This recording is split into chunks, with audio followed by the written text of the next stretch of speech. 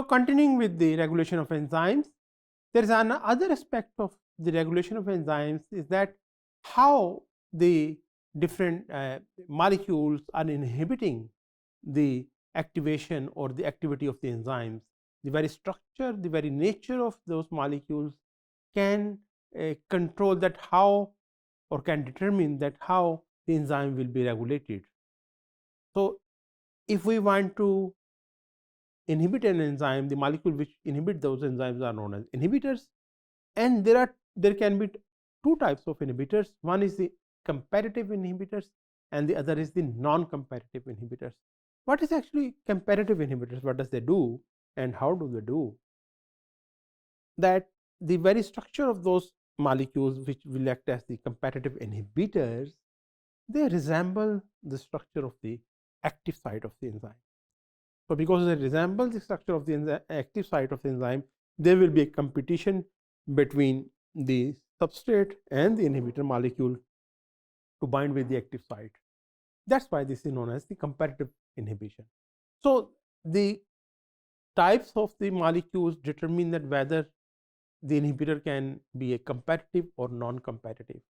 Competitive inhibitors, as the name shows, there is a competition between the substrate and the inhibitor to bind with the active site of the enzyme. Why? Because the inhibitor molecule, the structure of the inhibitor molecule very much resemble the structure of the substrate. So, that is why it can also bind with the active site of the enzyme. Fine. While on the for example, we can use I mean there are lots of examples in metabolic pathways. The malonate acts as a competitive inhibitor of succinate dehydrogenase in the Krebs cycle. The succinate dehydrogenase, actually what does it do is that change or convert the succinate into the fumarate towards the almost the last stages of the Krebs cycle. So, malonate, because it's very much resembles the succinate, so what will happen that it will bind with the active site of the succinate dehydrogenase, and as a result of that the fumarate will not be formed. So, that is why it is a competitive inhibitor of the succinate dehydrogenase. On the other hand, there are a non-competitive inhibition, as the name shows that there is no competition. Why? Because the inhibitor does not resemble the active site, but it binds to another site, another regulatory site of the enzyme, and because it is binding to the other site, the active site is not being able to perform its function. It not been able to bind with the substrate. So, that is a non-competitive inhibition. For example, cyanide is a very potent non-competitive inhibitor of cytochrome C oxidase, a hugely important enzyme of the electron transport chain. And you know what is cyanide? It's one of the most lethal, most toxic poison, because it directly affects your very the thing because of which we are living, the electron transport chain, which provides you the energy. Then also, because it's not only that these competitive or non-competitive inhibitors tends to inhibit the enzyme activity, there are also some other dynamics of these inhibitors which you have to keep in mind. For instance, take the example of competitive inhibitors. Because they can bind with the active site of the enzyme, because of their resemblance, we can somehow manage these inhibitors. For instance, if you increase the amount of the substrate, what will happen that more and more amount of the accumulation of the substrate will then rule out the possibility of binding of the inhibitor with the active site. The inhibitor will not be able to compete with the substrate. On the other hand, dealing with non-competitive inhibitor is a challenge, because if you increase the substrate level, if you increase the substrate level or substrate concentration, it will not affect the activity of the inhibitors, because inhibitor is not binding on the active sites. it's binding somewhere else on the enzyme. So it's a big challenge to deal with such inhibitors. If you want to deactivate those inhibitors, you have to perform other ways, to have to carry out some other ways. So you can see it over here that this is the on the x-axis you have the substrate concentration which goes on rising, and on the y-axis the rate of the reaction.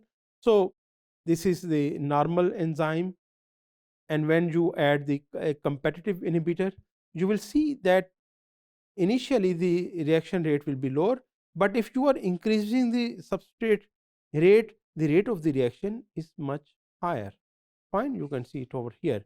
But on the other hand, for the non-competitive inhibitor, even the increase in the substrate concentration is not going to help, and you can see that in non-competitive inhibitors the rate of the reaction is still much lower.